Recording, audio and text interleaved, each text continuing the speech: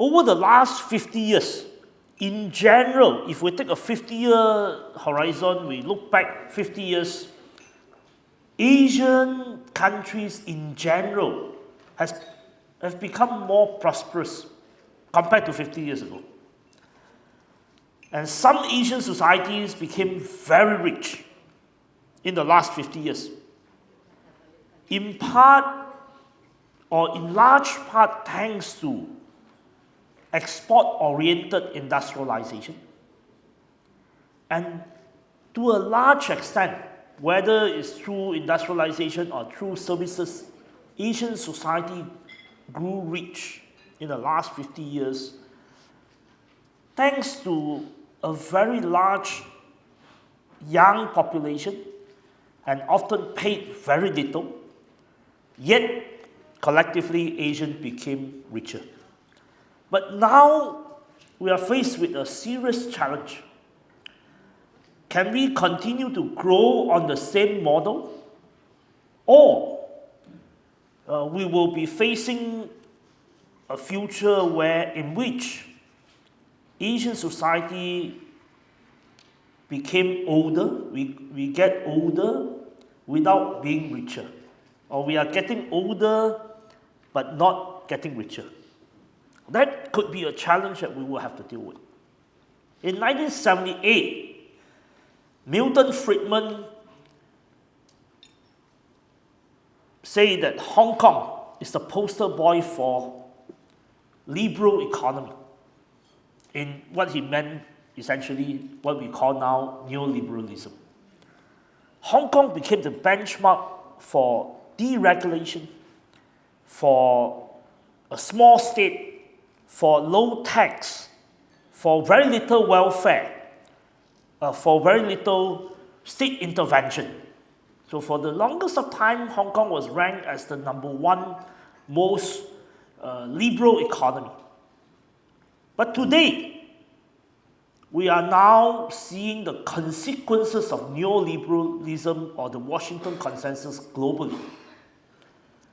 Over the last 50 years, financial deregulation, financialization of housing, financialization of education and higher education. We have seen the consequences. In 2008, the global financial crisis basically poked a hole on the myth of neoliberalism. Subsequently, there was a period of time where the response to the 2008 global financial crisis was austerity. And if you follow the latest UK election, austerity and the effect of austerity is very clearly seen. It led to populism in Europe, and it also led to populism in the United States. And over that period of time in the Western world, there has been disappearance of industrial jobs, and therefore the disappearance or shrinking of the middle class in the United States and in many parts of the more developed world. Of course, some of those industrial jobs came to Asia, and we became richer because of that. But now, can we go on the same model? Can we go on the same model? Can we continue to become rich by leveraging on cheap and young labor, which is increasingly lack of in Asia? I think this is something that we will have to ponder when we think about our economic model. Malaysia, particularly Penang, was one of the poster boy as far as export-oriented industrialization is concerned. Intel first started in Penang in 1972. And if you read Chris Miller's book on cheap war, the semiconductor industry first outsourced initially to Hong Kong in 1962 and subsequently to Singapore, to various parts of Asia, and later on to China. We grew on the basis of export-oriented industrialization, and Asia became in some Asian countries, we have become technologically very advanced, and now we see the effect, particularly China has become technologically very advanced. But all this comes with a price. All this comes with a price. The price is our society, in many of our society, when we now deal with aging, we are seeing a situation where many of those cheap labor 50 years ago, 40 years ago, 30 years ago, 20 years ago, they are now aging. Yet there is no social mechanism in our society to deal with it, or there are insufficient social mechanism to deal with it, because over the years, in many of our Asian societies, we have been competing. We have been competing to do what? We have been competing to do tax cut. We have been competing to have low tax rate. We have been competing to give incentives to multinationals. We have been competing to not to provide welfare to workers. We have competed to lower wages. And in our attempts to sometimes to attract foreign investors, we have competed to destroy our environment. And we are facing some of these consequences, environmental trouble within our societies, and also the consequence of climate change around us. Heat wave that some of us faced recently, flood that we are seeing now. These are all consequences that we have to deal with. But the deeper problem is, can we continue to go on having cheap labor? Can we continue to go on having young and cheap labor, which we do not have anymore? The model has to change. We will have to start building an economic narrative that us, the Asian societies, the Asian economy, would not be competing on tax cut. We will not be competing on offering tax relief and incentives for multinational. We will have to set a floor on wages so that we don't compete to race to the bottom in terms of wages.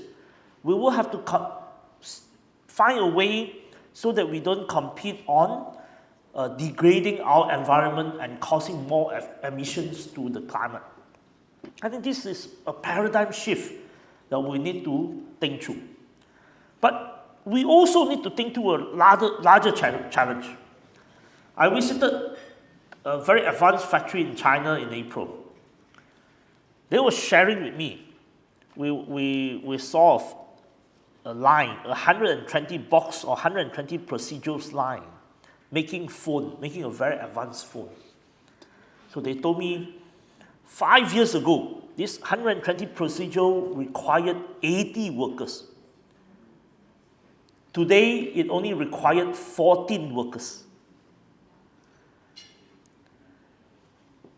And this is just high tech. We're not talking about AI yet. We're not talking about the consequence or impact of AI when it comes to taking away jobs. Jobs are taken away by technology. Jobs are taken away by particularly manufacturing jobs. You can now talk about lights off factory. The entire factory can operate with 1 or 2 persons. So high tech and what they call the AI has the potential and possibility of taking away jobs. And how do we deal with it? I can share with you briefly on how I see the Chinese economy and draw the link to what we are trying to deal with. The Chinese economy has been on 4 engines. The first engine was export, and now it is affected by or being stranglehold by United States and its allies. The second engine is property. China has been on high on property development, real estate, and that is now crumbling. The third engine, which is a very important engine, and it has created tremendous wealth and growth, which is high-tech. But high-tech has the potential of removing jobs. And the fourth one is domestic consumption. When the first three engines are not really working, domestic consumption is affected. So we are seeing structural economic challenges in China. And if you look back to the economic history of China, over the last 30 over years, from Deng Xiaoping's visits to the south or Nanjun in 1992, up until COVID, the Chinese population in general believed that next year will be better than this year. Next generation will be better off than this generation. But that optimism has now gone. How to deal with the Chinese economy? In one way is that the Chinese economy will have to have a strong services sector. You will have to have a strong services sector to absorb labor, to absorb university graduate, so that they have jobs, and when they have jobs, they will spend. When they will spend, we will have aggregate demand. This is the same for many of our societies, because there is one fundamental problem. The fundamental problem is that over the last 50 years, whether it's China or Korea to a large extent, or Malaysia or Indonesia, we were all assuming that the United States, and to a lesser extent Europe, will forever be the final consumer of our products. So I was in China meeting Chinese businesses. They were very eager to come to Malaysia, many of them, in order to export to the US. So I told them it's not going to be so easy. But if you reflect, we were all in this export-led industrialization, with the United States and to a lesser extent the Europe as the final destination of our products, with the United States as the consumer of the last resort.